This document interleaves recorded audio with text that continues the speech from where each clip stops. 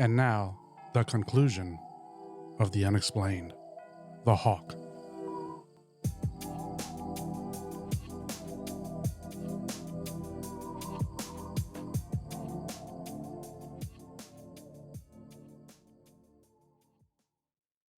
So now you guys have decided to humor Alexander, and you started walking farther towards the light. So you start walking. I'm going to have all of you make a perception test. Before we start taking off the second time, I'm going to break out my compass while I can still see the light from the camp. Pass my flashlight over real quick to luminesce the day glow on it and take a quick reading just in case he drags us off any further. I want to be able to make sure we can get back to camp. Okay. I got a superb. Right. Okay. Legendary. Oh, for Pete's sake. Oh. Terrible. Fair. I'm dicking around with my compass. I'm looking at the EMF reader. Always gotta make excuses. You did a great job at reading your compass. Yep. But fair job at noticing anything else. All right. So here's what happens. Okay, you took notice of your compass, and then you start walking. You're assuming that anything you see is going to be just normal, so that's why. So you don't see anything out of the ordinary. Never do. Aside from this light, you don't know what it is, but it's got to be something normal. You're walking forward, and you go like maybe 20, 30, 40 more feet. The light seems to be about the same for all of you except for Alexander. Alexander sees detail. It's like it's waiting for you. It's just standing there. And as you started walking, it got bigger and bigger because you're approaching it. It's taking on a vague humanoid form. I'm taking pictures and still speaking to it. Give me a sign that you're sentient. It seems to raise its arms. Oh, amazing. I raise my arms. The rest of you are just seeing a light that hasn't changed really at all. Carla, however, you hear a sound off to the right, but you're not really sure what it is. It could be the hoot of an owl, maybe. It has more in common with it from movies about people being in the jungle, and you hear apes making their noises, and it sounds more like that, but it wouldn't be an ape, right? So could it be a person making ape noises? Possibly. It kind of sounds a lot like what Alexander had done earlier. No. But not Alexander. It's definitely not his voice. When Alexander did it, you could hear his voice, his intonation and all. Yeah. But this is coming from somebody else. But you hear it coming from off to the right. And you know that somewhere off to the right, there's water because it's been on your right the whole time. Can I see anything when I shine my flashlight? Well, you see that you guys are a lot closer to the shore than you had thought. In fact, it's like, another couple feet and you would have stepped in water. Because it's just kind of been gradually getting closer to you guys. So you see still water.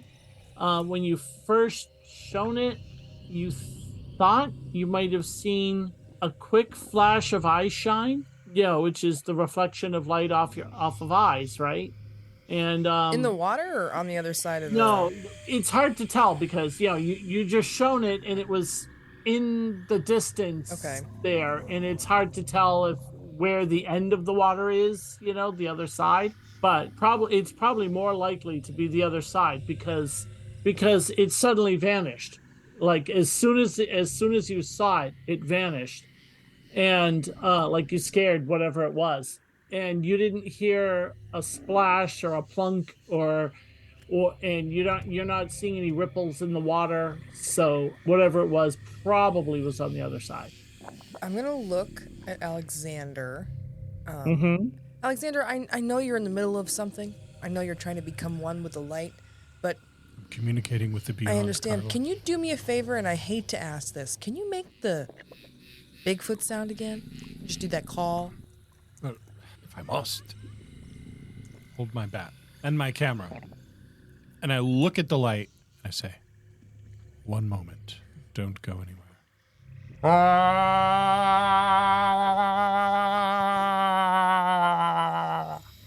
And I take my bat back and my camera. I'm just going to see if I hear any response. Continue communicating with the light. When you did that, the light vanished. And then I just slowly look at Carla. I'm sorry, but I thought I heard a sound from across the water, and it sounded like your call from before. Did you not see the shape, the humanoid shape inside the light? No, it looked like a small light far away. It hasn't changed for me since. I don't know what you're seeing. A person. It could have been an angelic being. It could have been a spirit manifesting itself. I saw nothing. I heard something. And I was trying to test my theory. Yay, she drank the Kool-Aid. I'm going back to my turkey. Oh, wait a moment, Jack. Yeah, just one more minute. What if there's a Sasquatch? Give me your bat so I can use it against him. What does light have to do with the Sasquatch? It's got nothing at all to do with a Sasquatch. Then let's not confuse the two, please. I beg your pardon, Mr. Yeah, Benson. pick your crazy. Let's concentrate on the light. The light is gone. It disappeared. Get it back. Well, that narrows your crazy, doesn't it? How do you propose I get the light back? How did you get to see this manifestation that none of us saw? Because I have incredible perception, legendary, if you will, amongst my peers. How did I know he was going to throw that out there? Please, Yeah, it's all four of them. The one time. please return. I did not mean to frighten you off with the call of the Sasquatch. Are you heading back to camp? Or Yes, I am. You are. I've been making snide comments over my shoulder, but I turned my headlamp on and I'm walking back to camp. Okay. All right.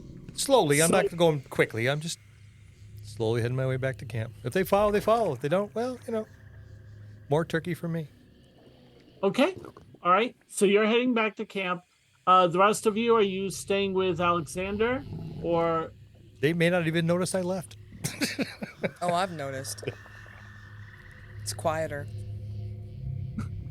I'll stay with Alexander for a little while. See if we get some more readings. To determine what I want to do is, did the light come back after you called for it again? Do you see it over there? Shh, be quiet. Do not. Okay. I'm going to follow Jack. Back to the camp. Anything in response to the Sasquatch call? Nothing in response to the Sasquatch call. I'm gonna head back to camp. Pan around with the FLIR, Scott. Pull out the flare and start panoraming around. Okay. You see, it's a swamp, so there's going to be lots of variations in color. You see anything that's living as you're panning around seem to be a size that you would normally expect for this time of night. Until you do see one shape that's sort of in the direction of where the light was, but it's kind of off to the left some, so it's farther from the shore, but it's heading towards the shore. And it's very bear-shaped and not terribly far away either, like maybe 20 feet away. I think we got bear coming.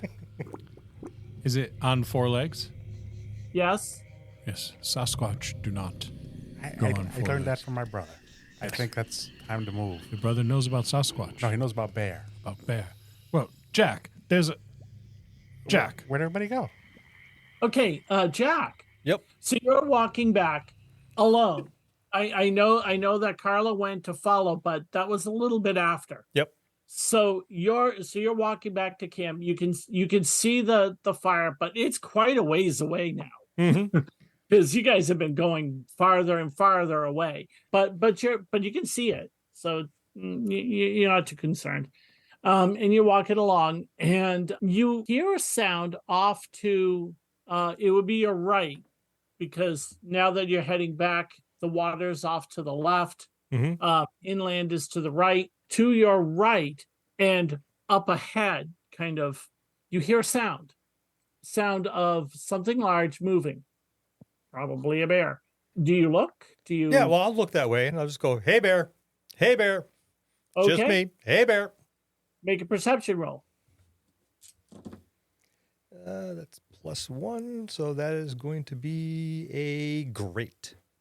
Okay, so what you see is something about 7 to 8 feet tall, walking on 2 legs, black, bulky, and you think it's furry, and its arms and legs are swinging as it walks. And that's what you see until it gets swallowed up by trees and, kind of goes behind trees and stuff. But that's what you saw. And you feel pretty confident that that's what you saw. But it was only for a couple moments. I'll have to share that with Alexander when he gets back. Okay. I'll watch for it. I mean, is it passing in front of me towards the water or perpendicular? It was going kind of perpendicular, like it's heading back towards camp, but kind of like maybe 20 feet off to the right. And it seemed to be kind of going farther out. Angling away. Okay, yeah. Angling away, yeah. So that's what it was doing, and then it kind of goes out of sight because of distance and trees and such. Yeah, I'll stop real quick. I'll reach in my pocket. I'll pull out a string of my surveyor's tape, my bright orange surveyor's tape, and take a couple steps toward that direction. Not very far, but just note, okay, it's going to be from camp, from here. It's at about a 45-degree angle. From here, I'm going to tie a piece of the surveyor's tape, and then right where I'm standing, and then walk about maybe 10 feet, tie another piece of surveyor's tape, and then get back on trail and head back. So that way I have a line to follow tomorrow morning for my people that will think that whatever it was. I mean, the nighttime, it could be up on a rock. It looks 7 feet tall. It was probably a bear foraging, maybe. Who knows? I didn't see I didn't see any detail. Could have been pretty much anything. Shadows make things look longer than they really are. So between the moonlight and stuff. So yeah, okay. Well, I'll let them check it out in the morning. So you head back. You got about halfway back to the camp when all of a sudden you hear Kris's voice crying out loudly in kind of a croaky yell, "Whistle! Whistle!" over and over and over again. That's odd, but I'll break into a sprint and head for camp. You all hear it. Carla, you definitely hear it because you're a lot closer than the rest of them. I'm going to sprint as well. Okay. And what do you guys do? I look at Scott, say, someone is in distress. Scott, we must rescue them. And then I reach up and I click on the LED lights on the front of my hat. Follow me. And I'm following. And I'm going to, for lack of a better term, run. Back to camp? Back to camp. Okay, because I can never assume that with you.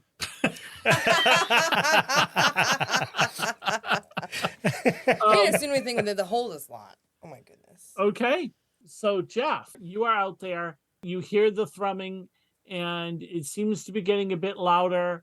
And you think you saw the shape, and you shone the light. You told him to go running back, and to start yelling whistle. And so you shine the light. And okay, sure. What you thought was a person turned out, or what you thought was an alien, turned out to only be a tree. But you think you see something peeking out from the other side of that tree. Of course I'm going to call out to it. Alien, I'm a friend. As long as you're not working for the government, I'm a friend. You can come out. I only have one digital camera. You don't get a reply. Okay, I'm going to go. I also have a whistle. I'm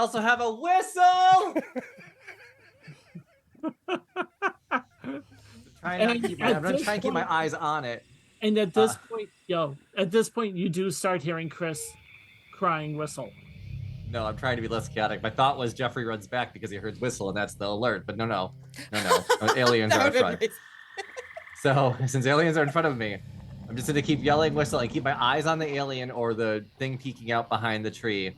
And I'm gonna try and shift the camera at my feet to kind of position upwards, so it's not. I get some proof, maybe. Mm-hmm. And now my feet smell like pheromones. So Yeah, they do. You think, as you're staring at that tree, not letting your eyes go away from it, you think you see a faint glow, a greenish glow coming from behind that tree. So stupid. This is exactly what's gonna happen. With the camera in place, Jeffrey's gonna yell, whistle one last time, and start charging towards the tree, going, friendly, whistle! I'm gonna go look. Okay. All right. We've never had a party member abducted before. You go running to it, and yeah, okay.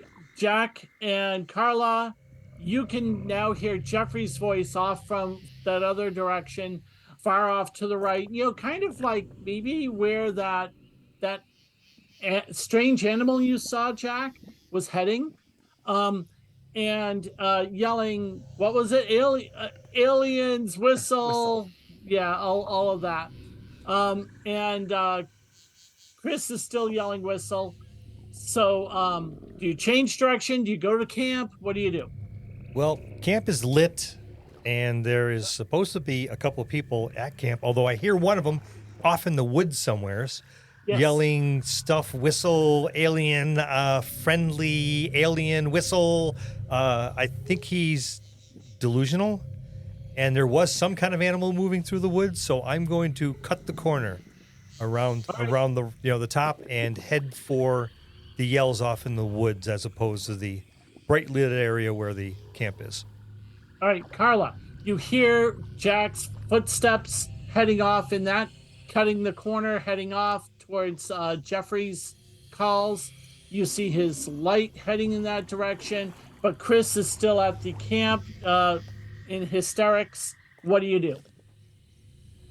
I'm following Jack. Okay, Kris will be fine. Kris can handle himself. All right. Yeah, he's a trooper. Mm-hmm. Okay. He's turkey. Now you guys waited long enough that you are far enough behind Carla and Jack that you don't notice that they had turned and went off that way. Okay. You're mostly hearing Kris at this point. Okay. So I assume you're heading straight back to camp. Yep. Okay. So, Jeff, you're dying to know what's behind this tree. Yes. You get to the tree, and here is what you see. First, there's no creature behind the tree. However, what there is a glow stick hanging from a branch. It's pretty dim, so it's been there for many hours.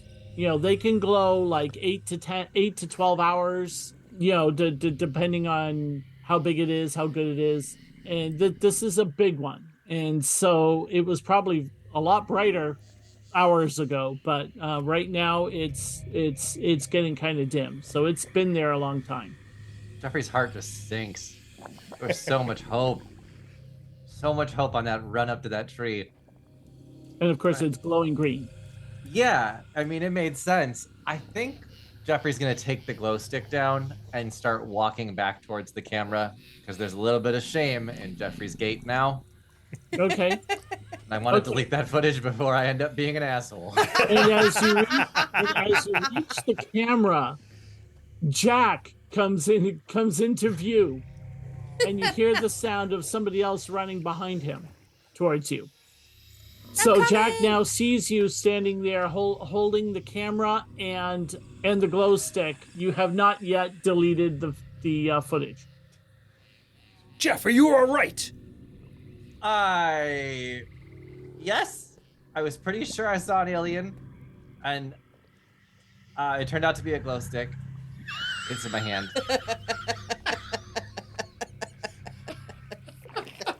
He's going to walk up to you. He's shirtless, by the way. He's going to walk up to you, stand nose to nose with you, look down at you, and go, "You are so close to being slapped." You Carly's made gonna me run in between and charge. pull That's Jack when you back. show up. You That's charged when you through. show up, I pal. charged through the woods, thinking you're in danger, and you were attacked by a glow stick. Now, Jack. Now. Relax. Yeah, but there was a humming. There was a humming noise too. There was like a woo woo woo woo, and the glow stick didn't do that. So a bug near your ear Well, decided to. Chris heard it too. Chris can vouch for me that that noise was there. Yeah, the woods are full of bugs. Not. Do you see how much DEET I have on me? There's not a bug in sight. Find a bug near me. That's true. Maybe it's going woo woo woo because it was in its death throes. Would you use the whole bottle? Oh yeah. You gave it to him willingly, Jack. Listen, back off. I didn't think it was going to bathe in it. Well, I'm going to make sure Chris is all right. please do. All right. So you all go back to camp? Yeah. All right. So so you all go back to camp. Chris is fine. He's calmed down a lot more because Alexander and Scott showed up before you guys did, and everybody stopped yelling, and Jeffrey's no longer yelling whistle, and you've all rejoined. So he's feeling a whole lot better. He's calming down quite nicely. You do notice that a leg has been torn off of your turkey, but otherwise it's been cooking fine. There you go, and that's where you guys are at this point. So, that glow stick must have come from somewhere, and maybe it came from the other team. That's what I was Yeah. thinking. It's a standard thing we pack, says Chris. Well, did you recognize that sound then, Chris? Would that have been something your team might have packed too? What sound? That sound that we heard. The sound that we heard. The woo woo woo woo. What sound? Oh, What come on, sound- man. What's? You can't do that to me. I didn't hear any woo woo. You were right next to... Were you right next to me? I don't even know anymore. I was right behind you until you told me to go. Tell him about the lights you saw in the sky then. Well, those were in the sky. Yeah. Those were stars. You told me not to look at the stars. But the DEET. And Jeffrey's gonna run over to the DEET and go, but the DEET. It has now soaked into the ground. Jeffrey starts digging. Jeffrey, It's here. Jeffrey, It's here. Jeffrey, can I have the bottle of DEET, please? Yes. Should have listened Thank to me you. the first time. I And took it when away we from you. get back, I'm going to give you a pamphlet on huffing. All the stuff that you've gotten on your face, the turkey grease, the DEET, it's kind of starting to irritate your skin. It probably has been for a little while, but now you're noticing it. Okay. I feel like I should go wash this off my face now. It'd be I'm probably gonna a go good hit the idea. water and get this all off. You're gonna wash your face with swamp water. Yeah, I that's don't probably- think that's. I think that's a poor idea, Jeffrey. We must have a bottle of water with us somewhere that you can use. Oh yeah. We don't want to use drinking water. Do you have soap?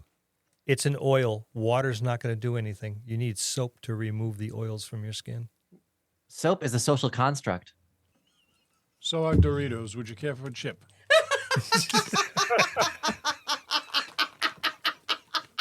Yes, add spicy barbecue to his inflamed lips. That's a great idea.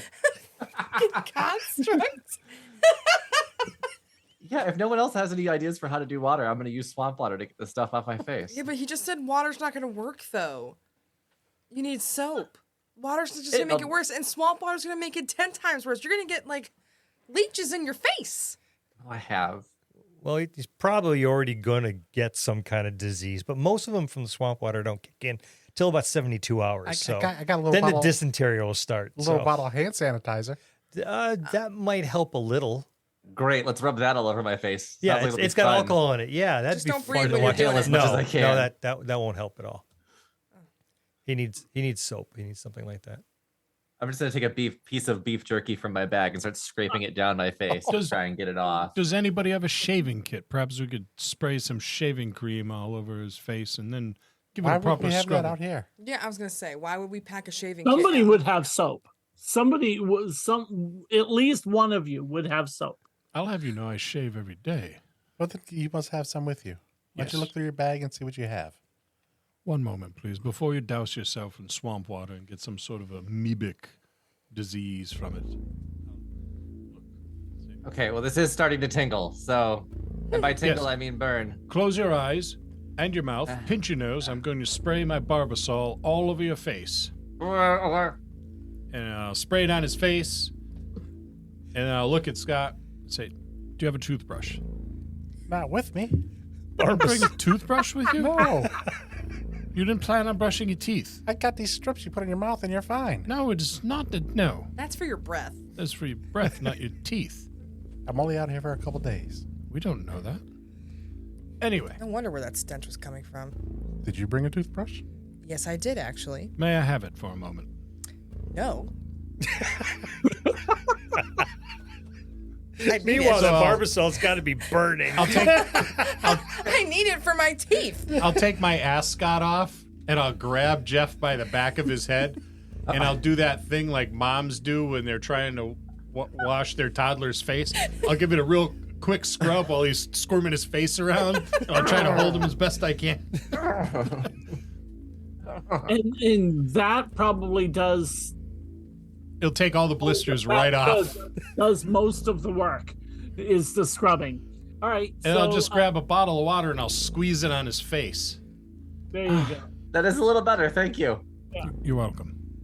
Stop rubbing your eyes, Jeffrey. You're gonna get it in your eyes. Hands up. I got it. So is there anything else you guys want to do this night? You don't see anything more at this point. I'll wait till morning before I tell Alexander about my sighting, Okay. and I will sit down and start carving pieces off the turkey.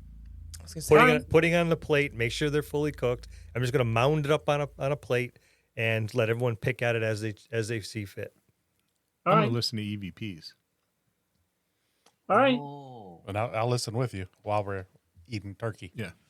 There's no crunching right. in turkey. So I have funny bones. Would you like one? So you eat turkeys and you listen to EVPs. And here's the interesting thing. At first you don't hear anything with the first few things that you say. At some point you think you hear a voice speaking and you're both able to hear it. Both of you make a perception roll.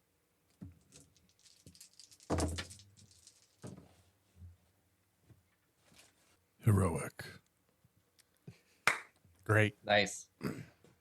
Okay. Yeah, you both definitely hear it. It definitely sounds like a person talking. Scott, you think it's a sound of like maybe an adult male, but you can't understand what's being said. You're not picking out words, but you think there are words there. You just don't know what they are. Alexander, again, you also think it's an adult male. You are absolutely certain it's human. You are picking out words, but you don't know the meanings of these words because they sound what you've always heard on TV and stuff of examples of Native American speak. It's you don't know which Native American language it is, but you know that King Philip's War was fought between, just a certain couple tribes and settlers, and the Wampanoag was the biggest one, so it could be that. A good part of it was fought in this area, just the whole Bridgewater, Taunton, Rehoboth area.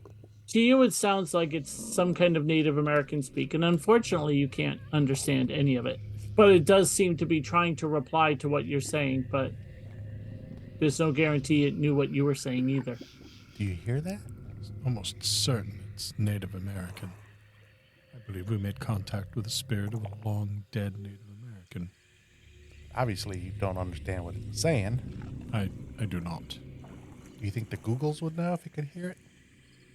Googles, perhaps.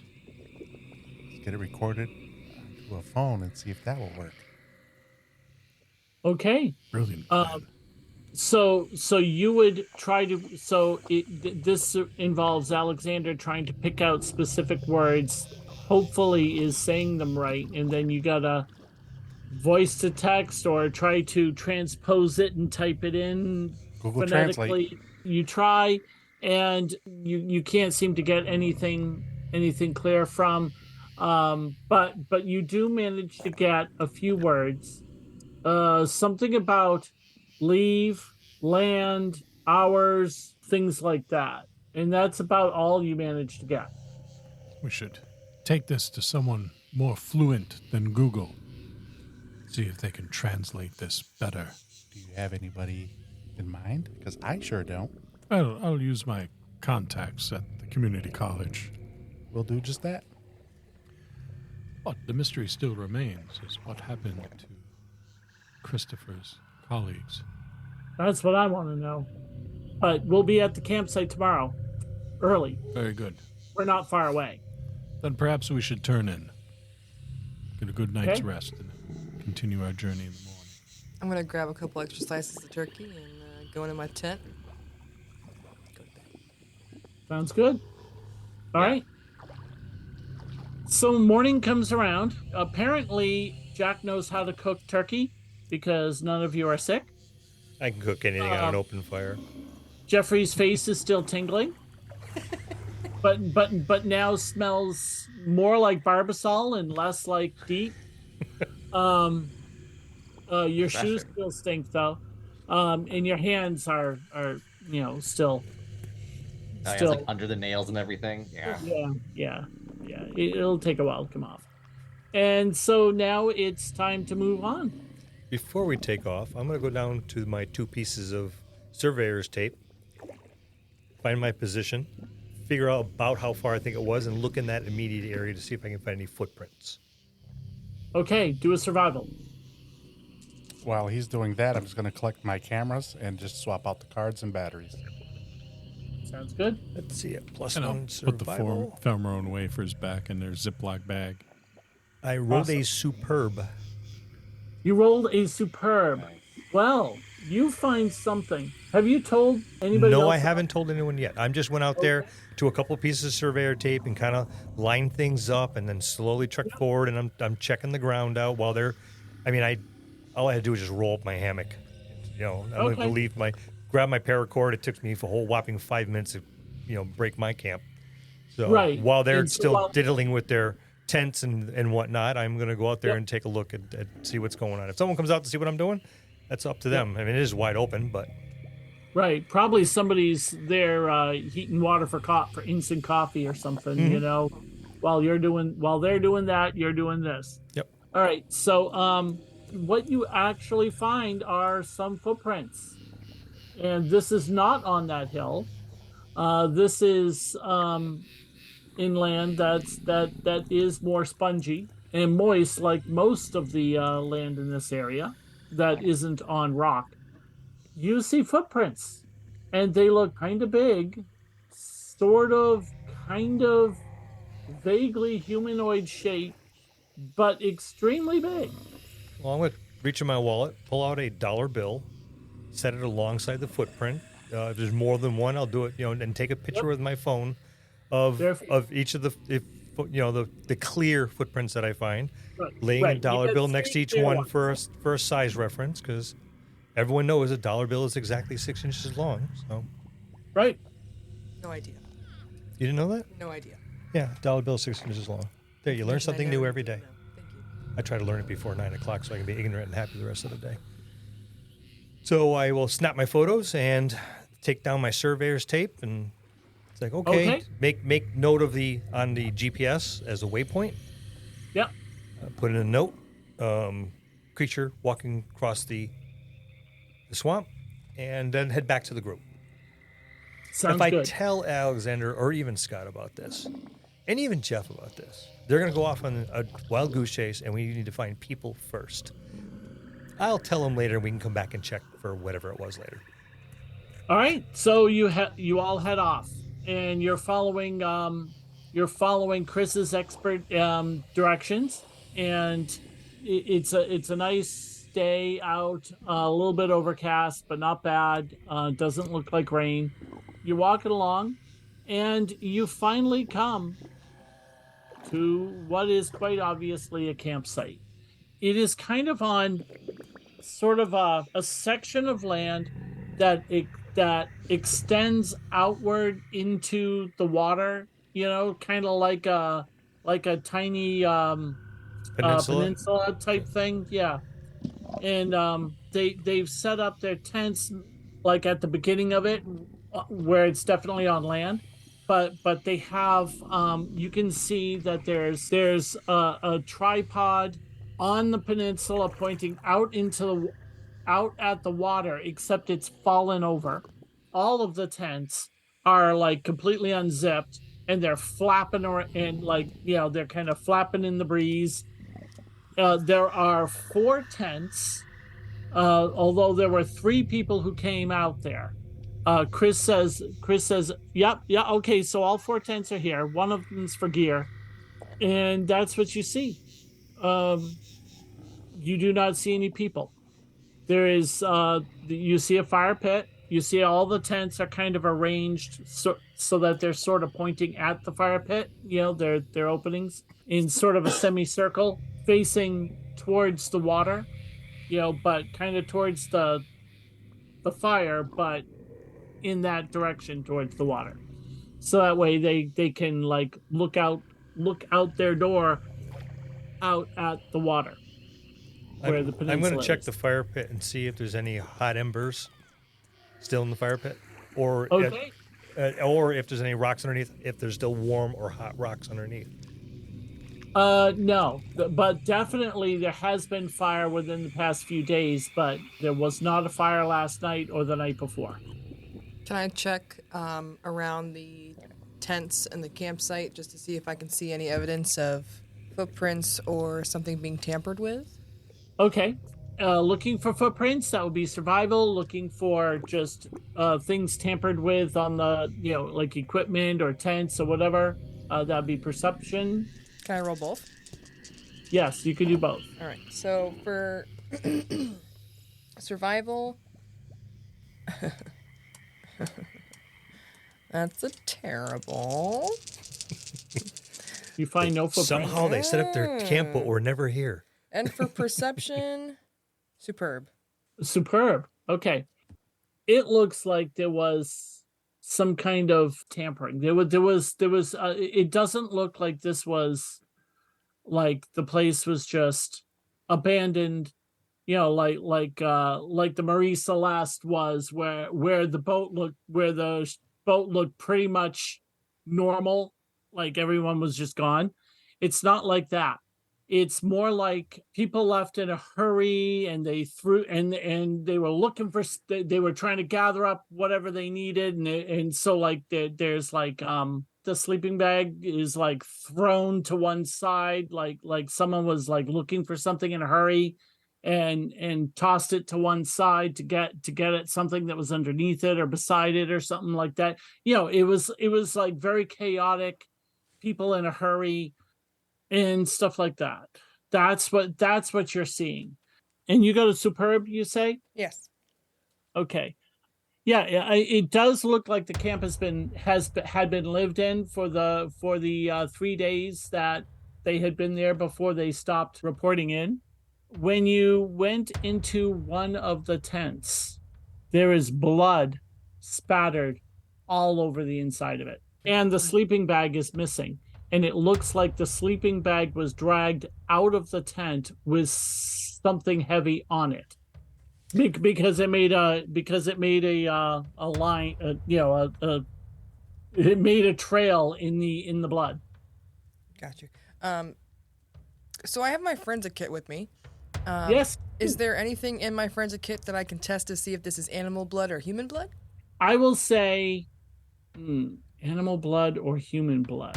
Sometimes they just have like a... Does your kit tell you what type blood is? A, B, yeah, A negative? If you come up with one of those, it might be positive. If it comes up with inconclusive, it's probably animal. Yeah, I'm gonna give that to you.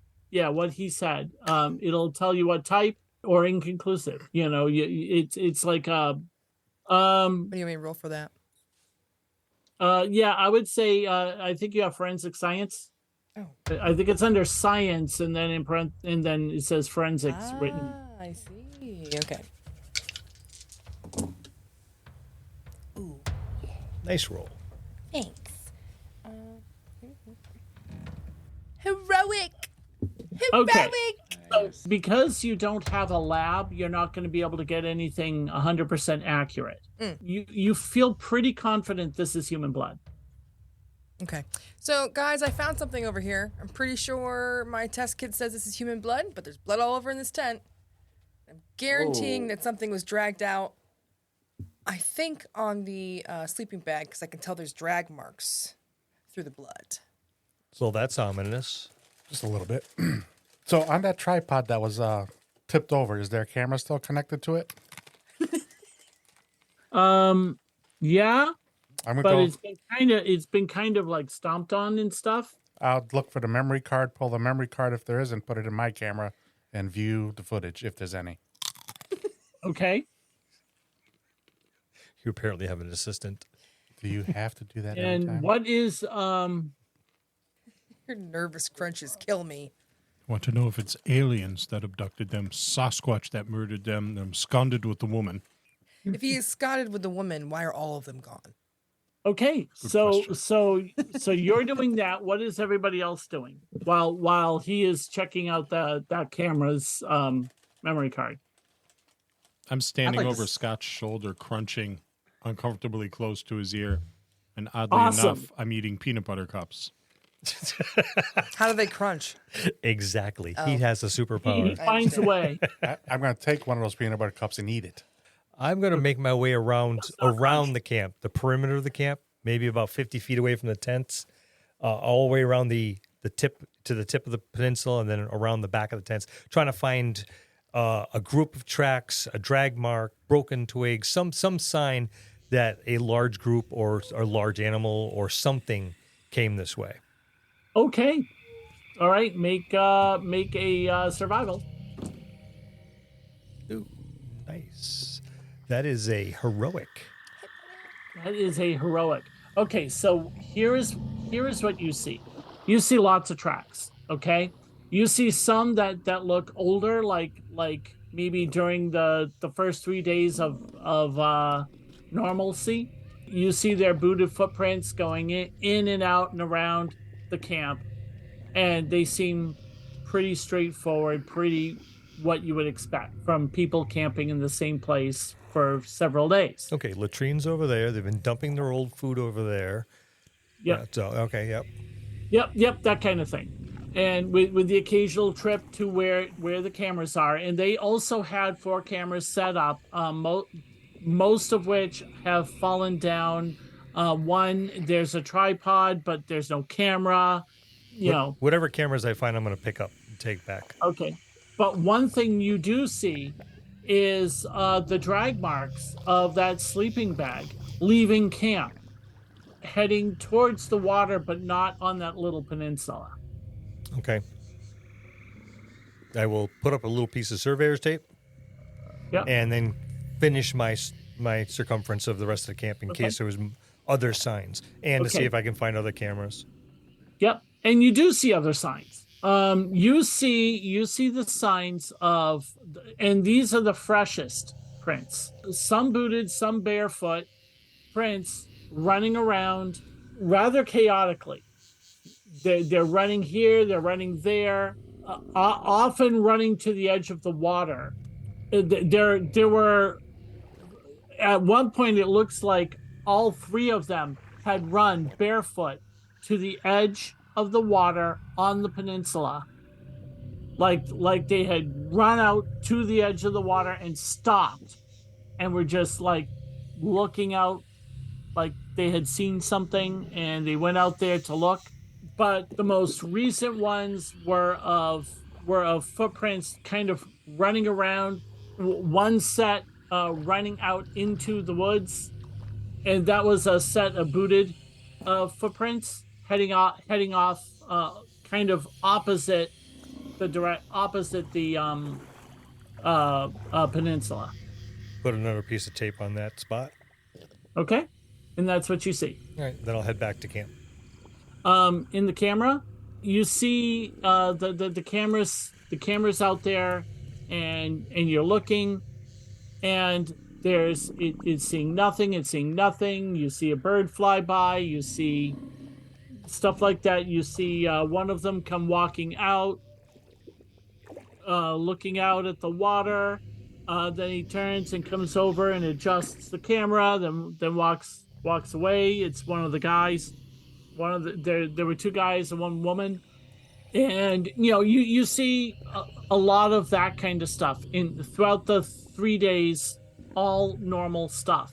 At one point, the three of them all ran past the camera, and it looks like they had just climbed out of it's at night, it's dark, but this is a night vision camera, or it's on night vision mode. And they come running past it. The camera wobbles a bit. When they do, they stop at the edge of the water. They're staring out at the water, and they're pointing, and they're obviously talking. But these are cameras that do not have audio, so you don't hear what they're saying. But it looks like they had either heard something or seen something, and then there's some pointing. They're definitely seeing something now, but. Maybe it was a sound that got their attention, and now they're looking. But after a while, they turn and then they head back. The next thing you see is it's morning. You see shadows of like people running or walking around behind the camera, but all you can see is a little bit of shadow play as the sun's coming up. And then at one point, one of them runs out to the water and starts waving, is like waving and calling and jumping up and down like he sees, it's one of the guys, like he sees something out on the water and is trying to get its attention, but you don't see anything out on the water. The water looks quite placid. And then he turns around and he looks terrified. And then he sees something behind the camera. Look, he looks really terrified about it and goes running off the peninsula, which means he runs past the camera, and that's what knocks it over. Okay. Okay, and so now you're just kind of looking at dirt. Yep. So with that, Alexander's there. I'll call Jeffrey and Carla over, and we'll re-watch everything, just to go through it once again. So you guys all see that. Do we see a shadow of the thing he was frightened of? Good question. Well, you saw a shadow of movement, but you don't. I just didn't know if like it came up, and then that you can see like his shadow in the camera from what he's frightened. But of. it was a small. No, just like kind of on the ground. Okay. That you could, and it was just enough to see that there was something moving behind the camera, but you can't really get any shape. The shadows would not be very distinct at that time of day. Is there any indication that he was chased by anything? Like, do we see a pair of feet or something going by the camera that's been knocked over? Oh, there are footprints all over the place. But what about like feet passing by the camera while it was still on, laying on the ground? Booted footprints. There are bare footprints. There are all human, normal human size. All the boot tracks seem to be of the same 3 sets of boots. The footprints seem to be of the appropriate size for fitting into those boots. That's what you're seeing. I'll come back into camp with an armload of cameras. Did you say 3? I found 3? 3, yeah. Okay. And there was one tripod that didn't have a camera on it at all. So then I'll leave the tripod, but I'll come back with my armload of cameras. Well, I don't know what you're watching there, but you might want to see what's on these. And I'll start going through those as well. I think I think I found the direction they dragged something on. Someone or something was dragged off over there by that little piece of yellow tape over there, and someone went running pell-mell out of here as fast as they could in boots off where that pink piece of tape is hanging over there. And I'll give you a summary of what you see on the film, on all the cameras. Again, the three days you get to see the faces of the three people, Belinda, Carrie, and Bob. Kris sees them. He's like, yep, that's them. And, you get pretty familiar with them as you're watching the events of the first 3 days. And then it's after that things start to go bonkers. The cameras do see motion of something outside, like just something in the kind of on the edge of sight, on just outside the camp, on the edge of sight. These are the cameras that are pointing away from the peninsula out into the woods. It's hard to say what it is, but something big moving around out there, and you can definitely get the impression that they're terrified of it. And this is actually during the last day, the third day, in the third day, or like late afternoon before evening, they see that, there's this motion, and you see them go out and they look around a bit, but they seem cautious about going any farther because whatever it is kind of biggish. Could be a bear, but it's hard to say. It was moving maybe a little faster than a bear. It definitely wasn't moving like a bear if it was like foraging or whatever. It's whatever it was moving with purpose, and you couldn't really see any detail. Just a dark shape moving, because it's always at the far edge, and it's between trees and stuff. It's where the trees get darker. And then that day you see one of them, the first day where there's no contact, you pretty much see nothing out of those cameras until you see one person come running out of the camp. He says, "Hey, that's Bob." And Bob goes running out of the camp. He just books it off into the woods and running kind of madly. You can see definitely where he goes, where in exactly what direction he goes in. And then that's the last you see. Then there's nothing more. Okay, do we follow the drag mark and see if that person's alive, or do we follow Bob and see if he's alive? Or do we split up in two groups? We can split up in two groups. No. Yes, of course. Jeff can track. He works at a sporting goods store. I can track, Okay. but I don't want to go alone. That didn't mean split up and just leave me alone again. Oh, no, I'll go with you. Don't worry. Well, why don't you take the path that's most obvious and follow Bob? You can see which direction Okay. he went on the video. He's I'm down for probably that. dead. Okay, so Jeffrey and Alexander follow Bob. I'm going to head off and try to follow the drag marks, and whoever wants to come with me, it's fine. As he slowly turns and looks at Carla. Does anyone want to follow Jack? Yeah, I'm gonna follow Jack. The only reason why I'm choosing this is because I have a gun and we're going towards the drag mark area. So he Okay. needs me for protection. Yeah. Convince yourself of that. He I has a will. gun. What? What? Tell me this, Josh.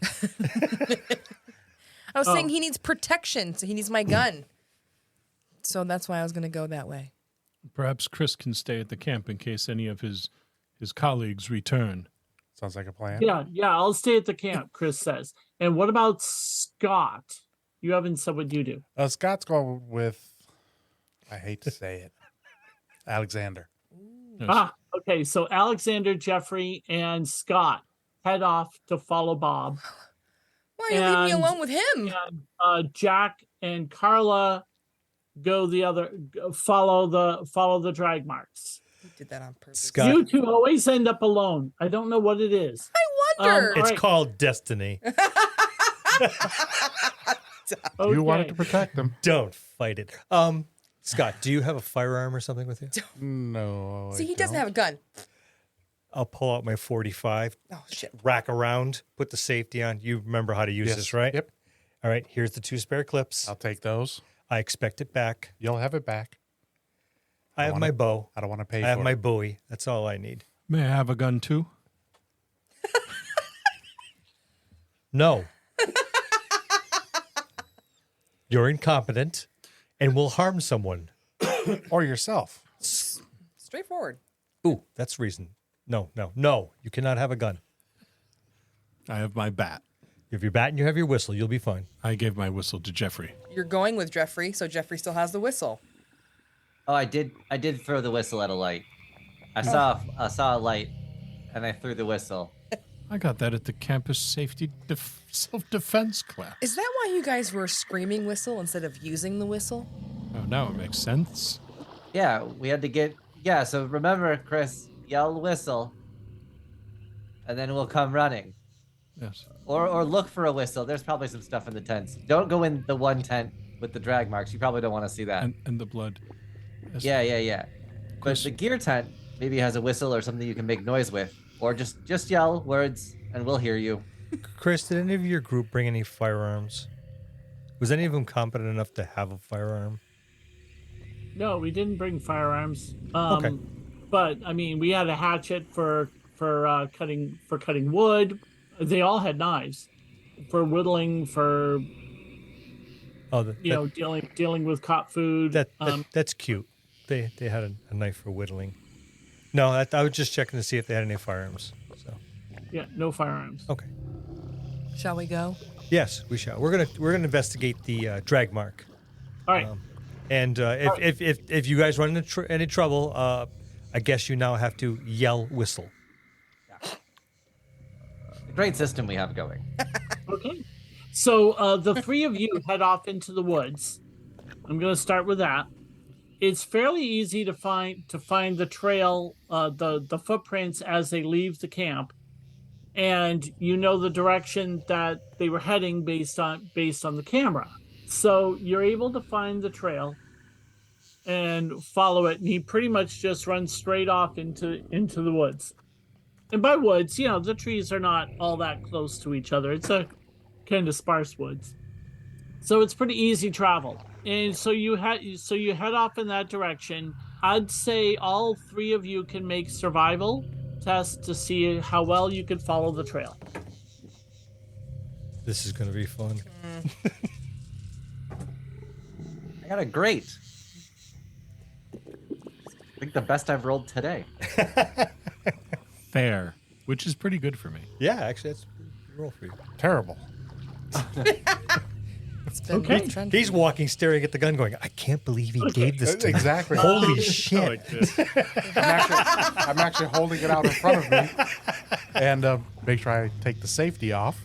Oh yeah. Oh, that's Alexander smart. and Scott have no idea where the trail is, but luckily Jeffrey seems to be pretty confident that he knows where to go, and so you head straight in, but then at one point it sort of veers off to one side, and so you're just kind of following it. Eventually you get into a bit of a clearing where you see what looks like a jury-rigged kind of lean-to. It's kind of up against. There's a glacier rock that's just there, and he made it up against that rock. He seems to have cut down some some branches and stuff and some wood, and he's made a shelter. And you can't tell if anyone's inside the shelter right now, but it's there. And now I'm going to switch to Jack and Carla. Jack and Carla, you follow the drag marks, and they go off in a direction that none of the cameras would be looking at. And they head off towards the edge of the water in a section where right before the beginning of the peninsula. And it goes there, and there's lots of cattails and brush and stuff in that area. And when you go looking in there, you see, as you approach, you can see the navy blue of what might be a sleeping bag. All right. So we'll head in, and I'll head in to grab the sleeping bag and drag it out of the cattails. Okay. All right. So you go and you know, by working it a bit, you're able to drag it out, and you see the remains of a body on top of the sleeping bag, and the body, it's probably been pecked at and stuff by various animals by now, and it's probably got like leeches and other crap all over it. But there is also this body has been hacked up, like murderously hacked up. Chances are it's by a hatchet. Well, I'm no forensic scientist, but it looks like someone took a large cutting implement, like a large knife or a hatchet, and had their way with the body. But I'll let you make the professional determination of that. No, I think you're right, but it was just the last thing I expected was this. I was thinking of, like, you know, animal claws or teeth. This is a hatchet. You've been listening to the crackpots too much. This is just a love triangle. Oh. These guys got all pissed off at each other, chasing around. They're all scared. When, you know, fire started because someone threw something in the fire pit. You're such a man. You're such a typical man. Yes. Yes, I am. Okay. Well, can we tell who of Chris's group this is? Is this male or female? Yes. Male. Is it Bob or... Well, we've Carrie. seen Bob run off on the camera. Oh, that's right. So it's the other one. It's Carrie. Carrie. Yeah. Well, while So- you're looking at the body, I'm going to look around the area and see if there's a set of tracks that lead away from here. Ah, that's a good thing to do. Make a survival test. And what are you looking at or for, Carla? What do you do? Oh, go ahead. I rolled a superb. Oh, okay. And what are you doing, Carla? Well, he the tracks. Kind of just checking out the body to see, am I able to tell how long he's been dead for? He's been dead probably a couple days. How long have you been traveling? You're on the third day since you set out. So And they were missing for a day or two before that. yeah, maybe so 3. about that much time. Yeah. So you think it kind of jives up with the day contact was lost. Okay. Well, it looks like he's been dead for 3 days, give or take. All right. I'm going to continue to look around. Every once in a while, I'll look over my shoulder, and as she's bent over, you know, checking things out, I'm going to take a good look at the body. Of course. Which body are you talking about? I'm not saying anything. I'm just saying that I look back and check out the body every now and again. Scout. Okay. All right. So and so yes, you definitely see tracks heading off into, you know, like inland. Booted Away or from barefoot? Barefoot. Okay, so that would mean that would have to be Belinda. Or someone else. Do they look humanoid footprints or do they look... They definitely look human, yeah. And barefoot. And barefoot. What if they were experimenting with chemicals out here, you know, in the middle of the woods? You know. You mean like another Yeah. Jeffrey? Yeah, well, Jeffrey's over there, you know, huffing freaking DEET, so who knows what these crackpots do half the time. So Jack told you what he saw, and you were just now discussing that. He's at, you know, where he saw the tracks leading out towards the woods. So he's back where his bow was. And you are at the body. So you're looking away from the river, away from the water towards him as you two are talking. As you two are talking, Carla, you see someone standing quite a ways away past Jack in the woods, and he's standing beside a tree. You would swear it's an American Indian standing there in like tribal clothing. I'm going to pull out my pistol and say And freeze. holding a spear. And it turns and runs off into the woods. When you said freeze, Jack, you You see her aiming a gun in a direction and yelling freeze. You turn around and you look and you see someone dressed like an Indian running off into the woods. Snatch up my bow, knock an arrow, go to my furthest pin, pull a little windage, and release an arrow. Okay. If they're out here and they're seeing this sign and they're dressed like an Indian, Indians like attack things with axes. So this is the crackpot that probably attacked this person, scared off poor friggin' Belinda. So I'm taking a shot at him. Jack's going to murder someone in front of a cop. Yep. Listen, I'm about to shoot him too. I don't give a damn. Unfortunately, it was only a mediocre. Yeah, the arrow whizzes past the person and he's running off. What do you guys do? I want to shoot my gun. Okay, take a shot. What was I doing again? Shooting. Shooting. Shooting the gun. And that goes off of It's what? the gun's skill. The gun skill. Oh, that sucks. Shit. Oh, we're gonna say terrible. Okay, so you missed. It hit the tree he was standing by, but he wasn't near the tree at that point. All right, so then what do you guys do? I'm gonna run after him. Yeah, we're going to chase him down. Okay. All right, chase him down. Don't have to worry about the body. It's not going to go anywhere. That's right. It's staying put. Well, you assume he will. All right, so you do that. You're chasing the Native American. And we go back to you guys. So you guys are in the clearing, and there's this lean-to. What do you do? It's like on the other side of the clearing. So it's a good, like, I don't know, 10, 15 feet away. Well, let's approach it and check it out. Yep, gun drawn. Sounds work. Okay. Sounds Gun work. drawn. Do you have your gun drawn? Yes. Safety off. Okay. I draw my bat. You draw your back. Okay. So you come over to the lean-to. It had kind of sort of like shifted. And so if you want to see what's inside, you're going to have to lift up the roof a little bit. I'll take my bat and I'll lift up the roof. Okay. So you do that. And someone is staring out at you, holding a makeshift spear right at you. And he's staring at you with big, bulging eyes. I come in And peace. Huh? I come in peace.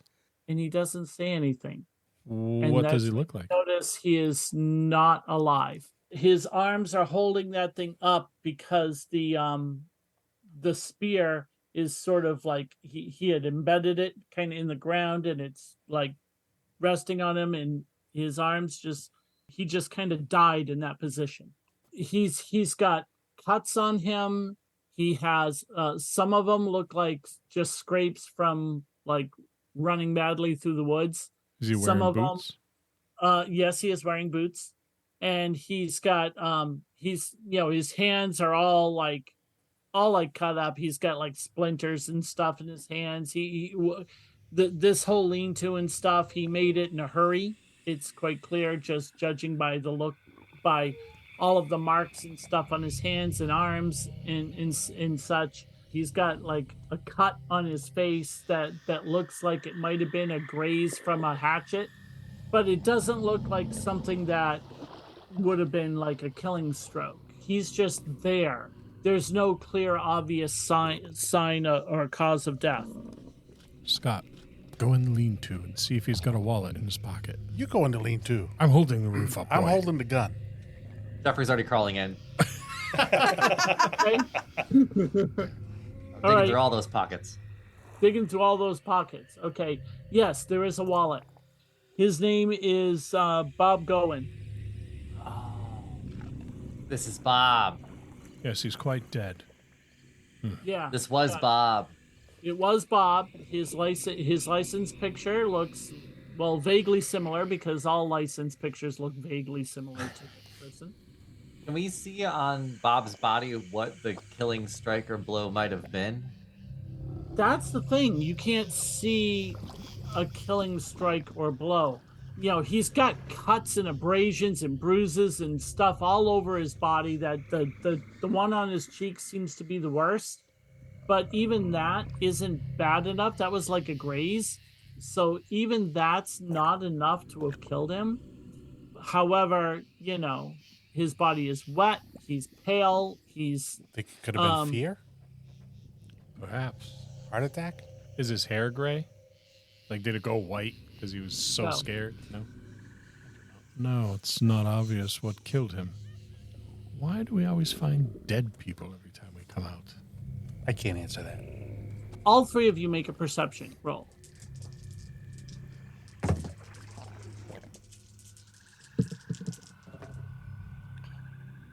Heroic, baby. Yay. Alexander, is there anything below terrible? I got a mediocre. I got a superb. And you got a superb. Okay. And you got heroic? Yeah. Yeah. Okay. So we got a superb and a heroic, and then you did, Alexander, Mediocre. mediocre. Okay, so you're holding this thing up, and you're starting to think, okay, this thing is heavier than I thought, and you're thinking about Jeff, why are you still under there? I'd like to let this down, and that's kind of what's taking your thoughts. Apparently, the two of you hear the sound of big, heavy thump, thump, thump, thump, and you think you might even hear a growl coming towards you in the bushes, making a racket. Okay, and the two of you both look around, and coming out of the bursting from the woods comes what can only be a Sasquatch. It's like 7 or 8 feet tall. It's got the slightly pointed skull on top. It's got, you know, the thick brow ridge, the fur, you know, all the hair, ginormous. It's big, and it just like roars at you guys and charges. What do you do? I shoot it. I unload my gun. Yes. Gun. Okay, and you too? Yeah, absolutely. Okay. Gunfire. Okay, so here's the thing about guns in this game. In real life, you can empty a 10-round magazine in the space of 6 seconds.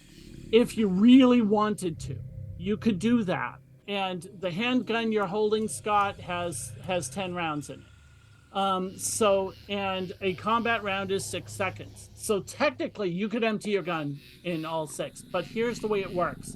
The recoil is going to make it consecutively more difficult with each shot you take beyond the first. So if you fire more than 1 round, you'll have no penalty for the first shot, a -1 for the second shot, a -2 for the third shot, and so on. Okay? So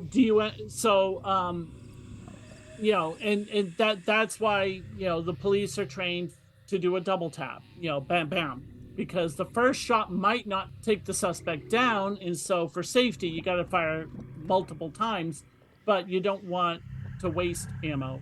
I'm So unloading. what do you do? I'm You're unloading. unloading. All right. My brother's So- not here. And, so- and can I use my luck points for this? Oh, yes, definitely. Wow. Every luck point you spend is a +1. I'll be And using you all can- 4. Even if you wanted to spend all your luck on one roll, if you rolled really badly. Also, even if you hit, the higher you roll, the bigger the difference between the attack and the defense. The difference between the attack and the defense is the initial damage that you cause. Okay, or it will determine. It will help determine the damage that you cause. Okay. It's the random factor in damage is how well did you hit. So spending luck points, even though you hit, can actually cause more damage to whatever you hit. So all right. So and Jeff, you said you are also taking shots? Yeah, 3. 3. Okay. So you roll 3. And Scott, why don't you start by rolling 3, and then you can keep unloading if you need to. Oh, it's all trigger, no aim over here. Oh boy. So Jeff, what are your 3 shots? Fair, mediocre, mediocre. Okay. I'm gonna roll. He's a moving target, so I'm rolling for that. Okay. I actually rolled fairly badly, so it takes a fair to hit. So with the well-placed luck points, you could hit with all 3 of those because you have 3 luck points, right? I do. You Oh, you yeah. do. And you'd Ramp 'em only up. need to, yeah. So you could spend 2 to bump the other 2 up to fairs, That's what and we're then doing. you have a spare luck point. And we are near the end of the game. Or you so could if burn that want- last luck point to bump it up even more to do more damage. Correct. Correct. You could bump one of those fairs all the way up to good. Oh, let's crank them up then. Absolutely. Let's use all 3. Okay, so all 3. So you got 2 fairs and a good. Yeah. All right. So what did you do, Scott, At for your the- first 3 shots? Terrible, mediocre, and terrible. Okay. Now take 3 more shots because I assume you're not going to want to stick with that. Correct. That'd be a poor. Okay. Stop aiming at the UFOs. He's probably starting at poor because he doesn't have any gun skill. So that'd be a fair Okay. and a terrible. And a terrible. That's a Steve. That is a Steve. That's a Steve. Oh, a Steve. Okay. So you said you're emptying. Yeah. You're emptying this thing. So you can fire 3 more. Let's see how it goes. 3, 6, 9. Yeah. Terrible. Terrible. Still terrible. Oh, and remember, you're subtracting. I am. You are still terrible. And it's still going to be terrible. They're all Okay. going to be terrible from this point. 1, 2, 3, 4, 5, 6, 7, 8, 9. You can roll that last one to empty the gun. Terrible. Terrible. And that makes sense because of the huge minuses that you've Yep. been getting at the last several shots. Now we've learned our lesson. So, okay. So what I see a mediocre, a fair. The fair is a hit. Okay.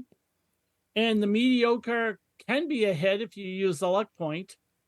So the poor, technically, you could go poor, mediocre, fair. 2 luck points would make that a hit. You've got 4 luck points because you're Scott and you're lucky. Yep. So 4 luck points could turn the mediocre into a fair, Yep. the poor into a fair, Yep. and then you'd have 1 more to turn like the original fair into a good. And I'll do that. Okay. All right. So that's how you can have fun with guns in this game and luck points. Okay. But what that means is I've got 4, 5, 6, 7 luck points right now. So if you don't kill Bigfoot in this shot, he's got a lot of luck points in his attack. Okay. Just so you know. All right. You guys are So- fucked. I'm just joking. Now, I'm sorry. now let's see the damage done. Okay, I'm going to start with you, Jeff.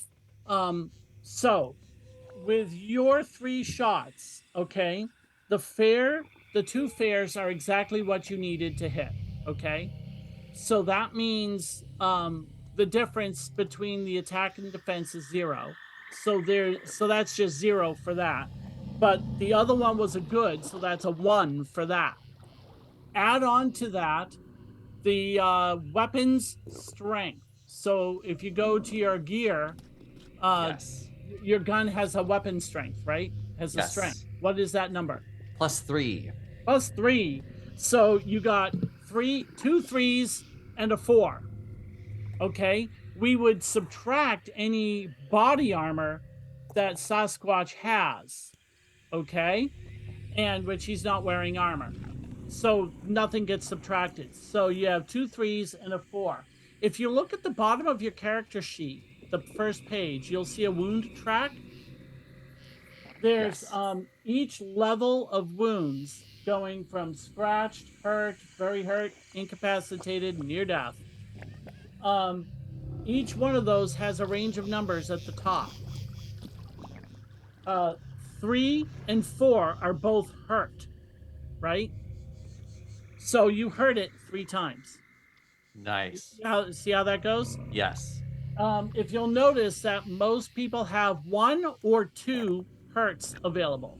Like you might have one of your hurt circles X'd out.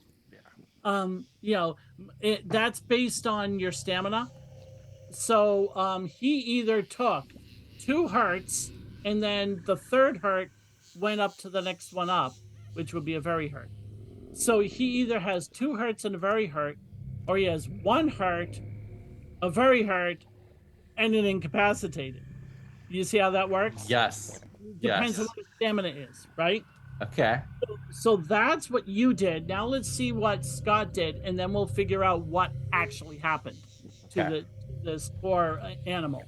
And Did you put Sasquatch extinct by killing off the very last one?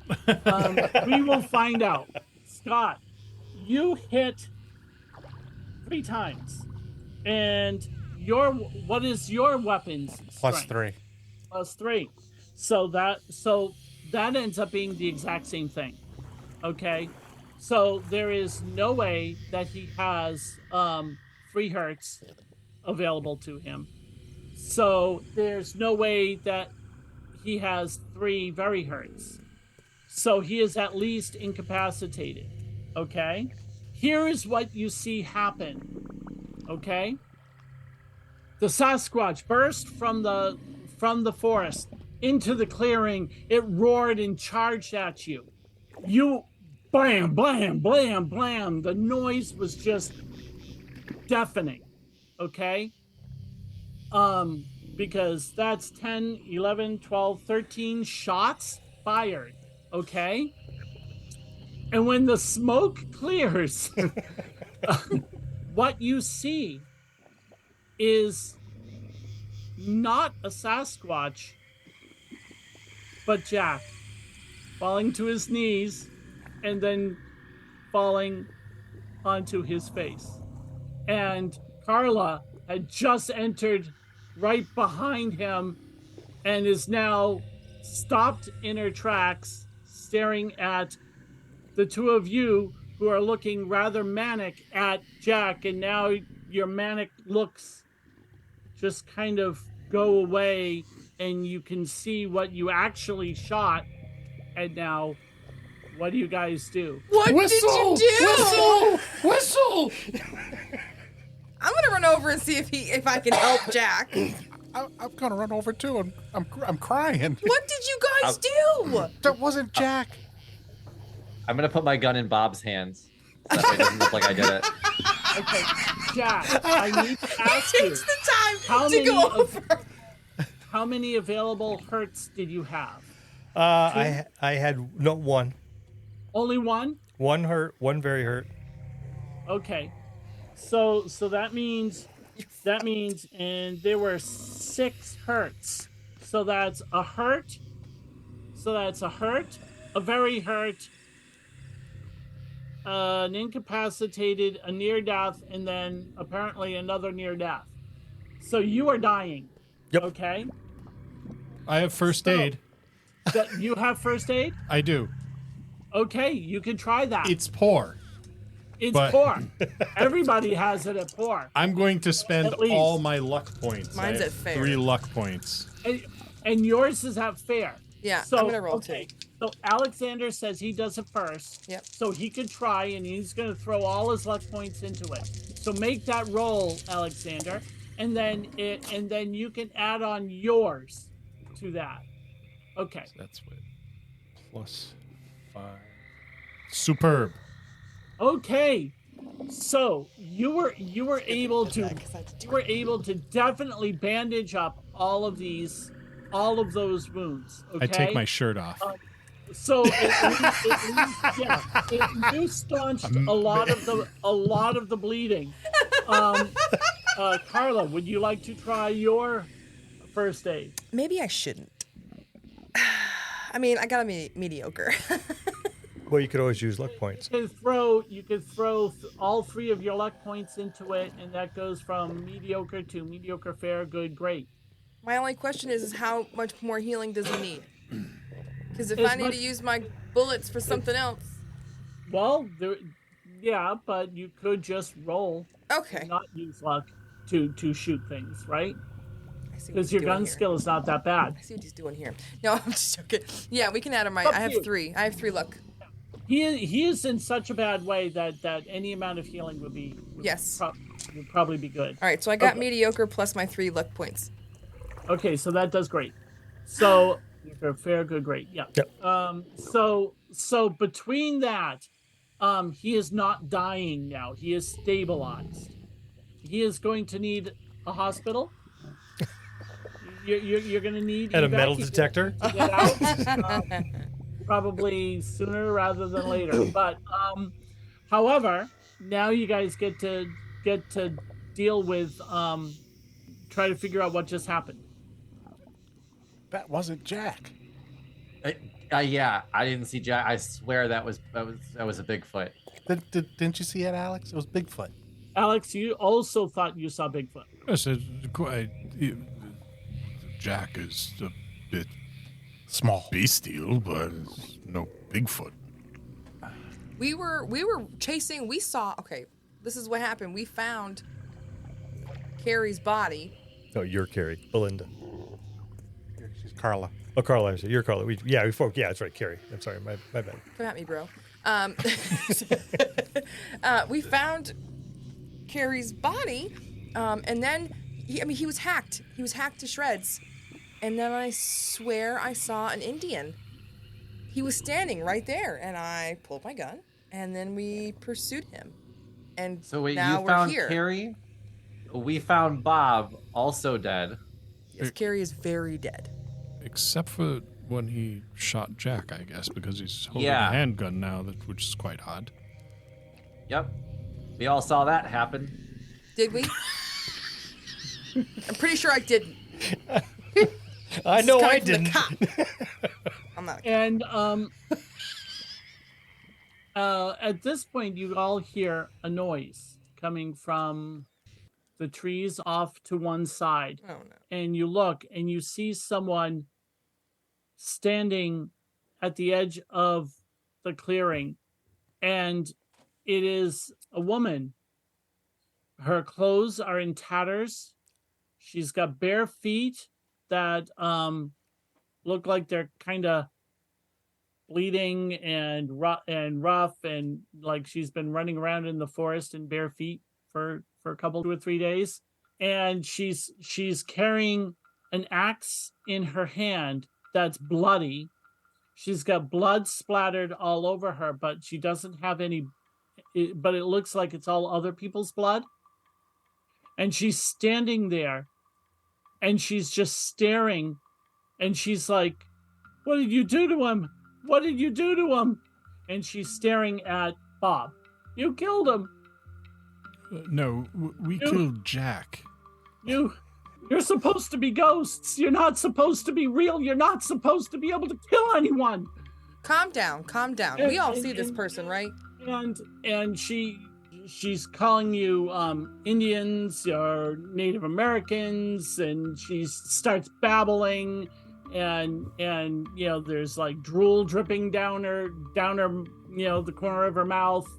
And at first it looks like she's about to like raise the hatchet and charge, but then she just kind of like stumbles and falls to her knees, and she drops the axe. You can tell that she's like completely exhausted. The elements have taken its toll. She hasn't eaten. It's just too much for her, and she just kind of falls to the ground and she starts sobbing. I will walk over and We kick have that in common. the hatchet out of the way, Yeah. and I'll hold the bat up over her, and I'll yell to Scott, "Scott, reach into Jack's pocket and get a pair of handcuffs. I'm certain he has some in his pocket." I'll just look at Carl like, give him some handcuffs, and I'm gonna go tend to my brother. Oh, that's right. I would have 2 handcuffs. Okay. Yes, you would. Yes, Yeah, you would. the cop. Had a Yeah. brain dead moment there. No, Alexander's not wrong. She's thinking, did I bring my pink fur-lined ones on this excursion? I Or did. Jerk. I'm She could gonna. use Pepper's like, mine. oh, these? I have those. Yeah. Black fuzzies. Okay. So you- I'm gonna give him my handcuffs. Yes. Okay. I don't know what to do with these. You're the police officer. Handcuff Oh her. my God. I'll handcuff I'm her. covering you. Okay, so you handcuff her, and what all you can get out of her is that she thinks you're Native Americans. She assumed you were ghosts. She is all messed up, saying Carrie's name over and over, and she thought he was killing Bob. She thought he was a Sasquatch, and she had to stop him. So when she stopped the Sasquatch, Bob ran, but then the Sasquatch was Carrie. So that's what you get out of her. I'm confused. We're seeing things. Like, we're seeing things that aren't there. There are people there, but we're seeing different things. I'm confused. Right. And what exactly did you see? You said you saw a Native American running and you gave pursuit. Yes. Then, isn't it obvious, officer, what had happened? So it's Belinda that we were chasing. It's perfectly clear to me that this was a Native American shaman who cast a spell upon all who come in here as retribution for King Philip's war, Oh. changing the appearance momentarily with an illusion to look like a Sasquatch, one of the creatures from Native American mythology, so that we would turn on ourselves and the interlopers would kill one another.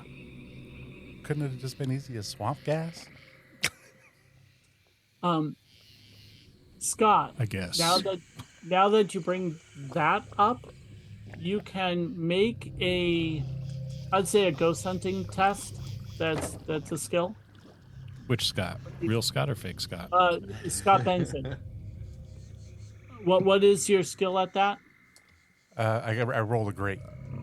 Oh, you rolled a great. Yeah, well, Awesome. it's that great, and I just Rolled nothing. Yep. evened out. Yep. It's one of the few games where you can roll 0 and do well. One thing you remember from last night when you took an EVP reading, not EVP, EMF, electromagnetic field Yep. reading, you got higher than normal, like way higher than normal readings. It dawned on you when with all this talk of seeing things that aren't there and the whole like surreal, it's like, couldn't it be swamp gas and all of this? It dawns on you that high levels of electromagnetic fields have been known to cause hallucinations. In fact, a lot of ghost sightings in houses, strangely, the ghosts were sighted kind of near where the breaker box is, and really bad wiring was the cause, because it was causing a lot of EMF and they were hallucinating the ghosts. EMF can be caused it could be naturally occurring. It's not just caused by electrical devices. Limestone is a huge producer of EMF and such. So somehow there's something in this swamp that seems to be causing a lot of electromagnetic fields. And you had recorded that at one point during the previous night. So while I'm there thinking about all this, I'm going to relay all that same message, and I'm going to use my phone. We got to get an ambulance here somehow. I suppose your explanation could be the cause of it. It's like a mini Bermuda Triangle. Yes. Or aliens. Or aliens. Bermuda Triangle would be more of the logical solution. Well, people do Well, this call isn't it Bermuda. Bridgewater Triangle. This is still a triangle here. High EMF readings. We are going to need to get Jack some immediate medical attention. Yes, though. You yes. are absolutely correct. Yes, I'm sorry. Yes. Of course. I don't remember any of you saying that you brought a satellite phone. However, the camp has a tent full of equipment, and there is a satellite phone in it. Well, Jeff uses his walkie-talkie and just goes 911. Oh. I will go into the tent and grab the satellite phone and call them. Yep.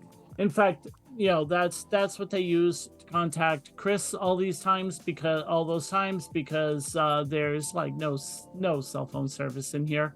The EMF was causing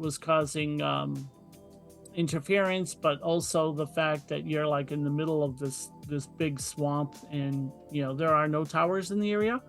So yeah, you're able to call for help, and a helicopter will come and pick up poor Jack.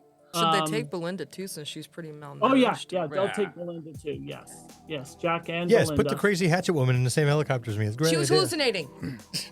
Yep.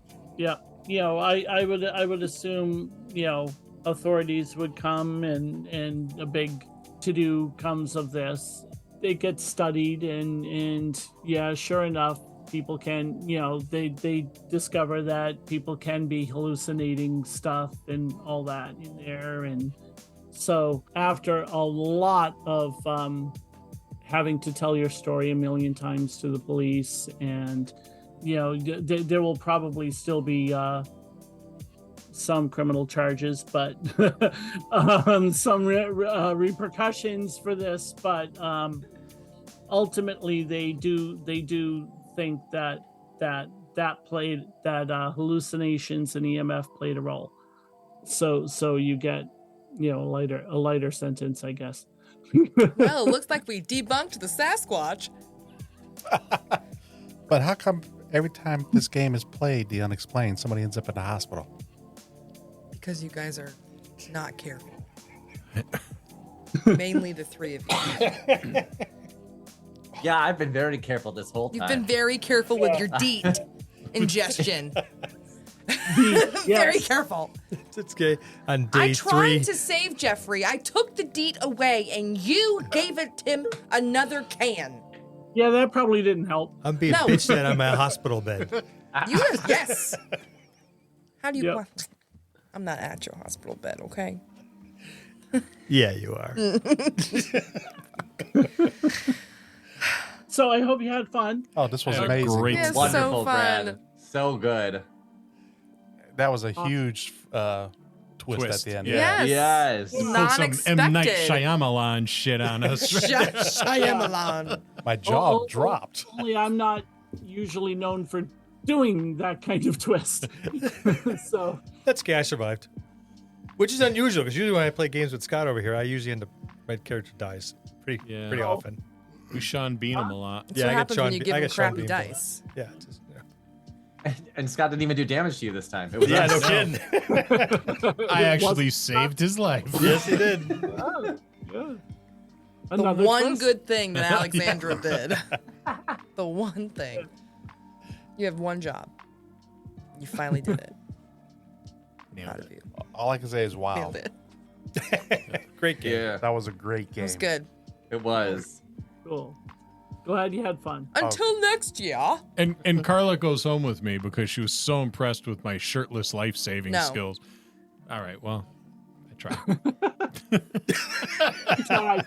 Had to try. This is a trend I have to deal with every Monday. Usually it's for Lou.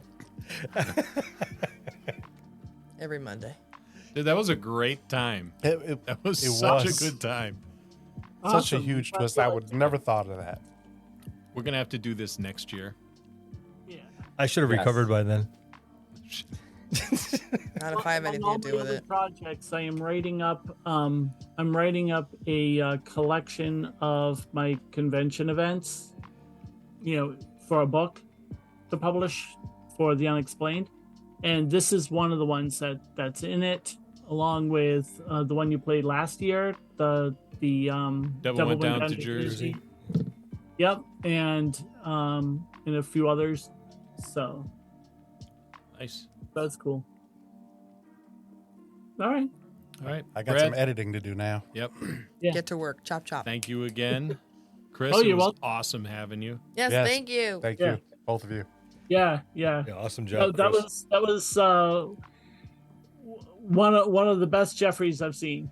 Yes, it was so good. Just the whole bit with the deet and the alien and whistle and oh, it was great. Great. I love that the character was available. I was like, oh, here we go. Done. Yeah. Done. I can have fun with that. And now knowing it's yours. Yeah. And, Seriously, the cast is going to hear this and just be like, Chris, you're doing that. We're not going to play this fucking character you made up. No. It wouldn't be the same without you. one of my friends who was a playtester of the game before it launched created Alexander. He loved what you did in last year's game, with Alexander, Scott, and I'm sure he's gonna love this one. I just love the take that you have with him. The crunching. That whole Crunching. the total lack of personal of social skills where you just kind of walk into the client's house and you help yourself to their refrigerator. The team calls you upstairs, so you hand the cake you've been eating to the client to hold on to, and you go upstairs. It's just fantastic. So yeah, this has been a great time. Awesome.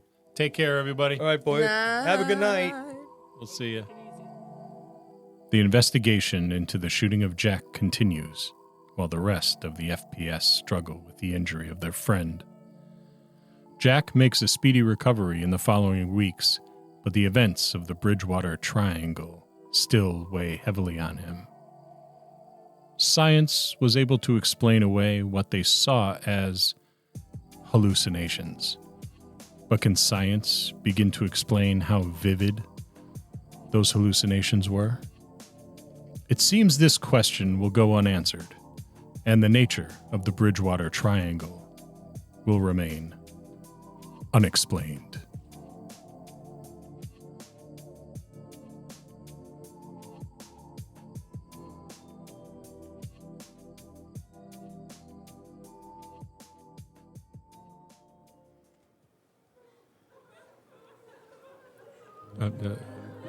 Sorry for your loss.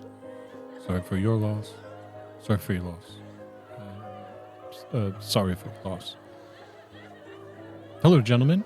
Is this seat taken? No. No. Johnny looks good. Why does everybody say that at Wake? He's dead. No one looks good at dead. He looks like a pizza. Jack! Sorry. Thanks. More like a toasted avocado. Not original recipe. Extra crispy. You know, like when you burn a marshmallow.